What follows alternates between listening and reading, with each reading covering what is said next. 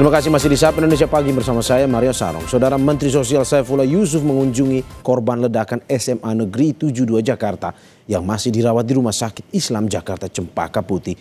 Mensos Saifullah Yusuf memastikan pemerintah akan menanggung seluruh biaya perawatan hingga pemulihan para korban. Kunjungan kali ini dilakukan Mensos untuk memastikan penanganan dan kondisi terkini para siswa yang merupakan korban ledakan di SMA Negeri 72 Jakarta. Mensos Saifullah menyebut dari 13 korban yang masih dirawat di Rumah Sakit Islam Cempaka Putih, 2 orang diantaranya masih berada di ruang ICU dan HCU dengan kondisi yang membaik. Ia juga menambahkan pemerintah pusat dan daerah akan berkolaborasi untuk menanggung biaya perawatan korban hingga ke masa pemulihan.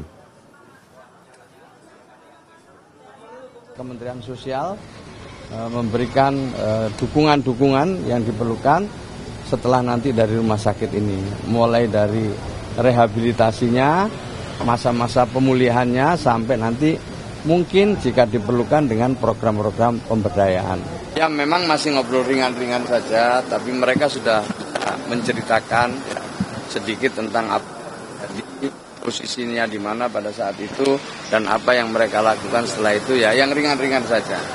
Apa yang paling diperlukan sekarang? Ya tentu mereka masih trauma ya, tapi ya pelan-pelan nanti kita dampingi.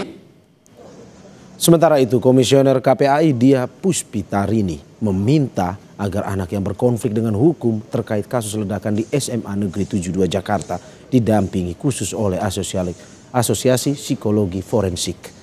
Selain sebagai bentuk pendampingan, Apsifor diharapkan bisa menggali motif anak berkonflik dengan hukum ini.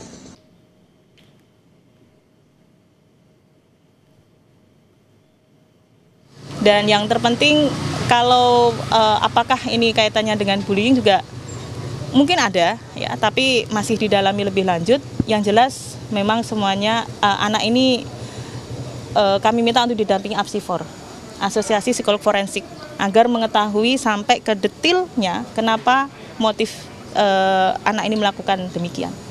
Berbeda dengan yang lain. Jadi KPAI meminta untuk si anak yang berkonflik dengan hukum ini Apsifor khusus. Ini kami meminta dari KPPA juga untuk mendampingi tim psikolog dari KPPA dan juga Peksos untuk berada di lingkungan, mengetahui apa yang terjadi di lingkungan anak ini.